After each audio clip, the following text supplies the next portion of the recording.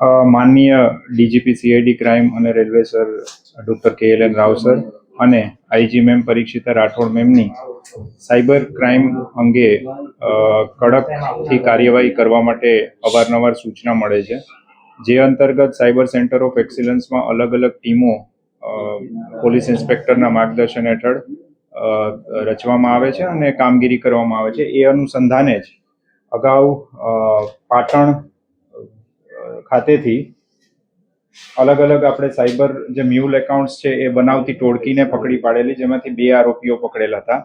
તેના એક અન્ય આરોપીને રાકેશ કુમાર પાંચાભાઈ જોશી છે, એમને પણ એમની ધરપકડ કરવામાં આવી છે. અને જે આમની એમઓ છે એ પ્રકારે છે કે આરોપીઓ દ્વારા એપલ કોમ્પ્યુટર નામે ખોટું ફોર્મ ઊભું કરવામાં આવે છે.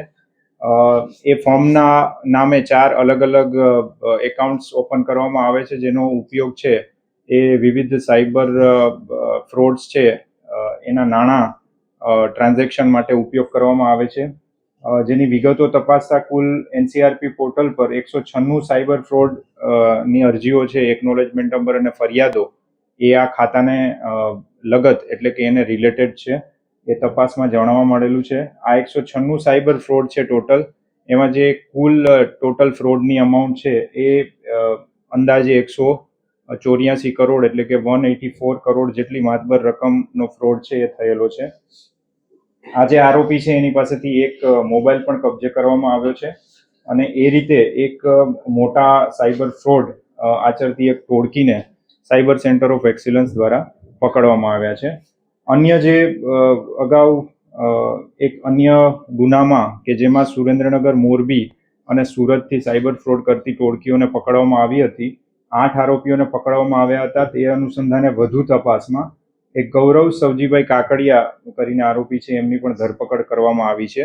અને એ આરોપી ની પૂછપરછ કરતા અને વિવિધ એના જે ડિવાઇસીસ છે એ ચકાસતા એમાં 20થી વધુ બેંક એકાઉન્ટની વિગતો મળેલ છે. અને એ બેંક એકાઉન્ટની વિગતો છે એ જોતા એ ચકાસતા એના ટ્રાન્ઝેક્શન્સ છે એ લગભગ 19 કરોડ જેટલા એમના ટ્રાન્ઝેક્શન એમાં થયેલા છે. એ જે ડિવાઇસીસ છે એમાંથી અલગ અલગ ક્રિપ્ટોકરન્સી રિલેટેડ બિનાન્સના પણ લગભગ 15થી વધારે એડ્રેસીસ મળેલા છે.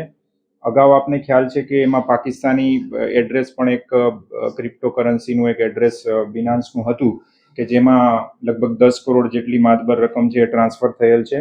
એ આ આરોપી દ્વારા જ એ અગાઉ જે પકડાયેલા આરોપી હતો એને એ એડ્રેસ પૂરું પાડવામાં આવતું હતું. અને ચેતન ગાંગાણી કરીને છે જે અગાઉ આરોપી આપણે પકડેલ છે, એના દ્વારા એ જે એડ્રેસ છે આ ગૌરવ જે હાલનો આરોપી છે એના દ્વારા પૂરા પાડવામાં આવેલા એડ્રેસ ઉપર એ જે પૈસા છે એ પાકિસ્તાનમાં ટ્રાન્સફર કરવામાં આવતા એ તપાસમાં હાલ ખુલેલું છે. પહેલું જે કેસ છે પાટણવાળો, એમાં એ એક જ ખાતામાં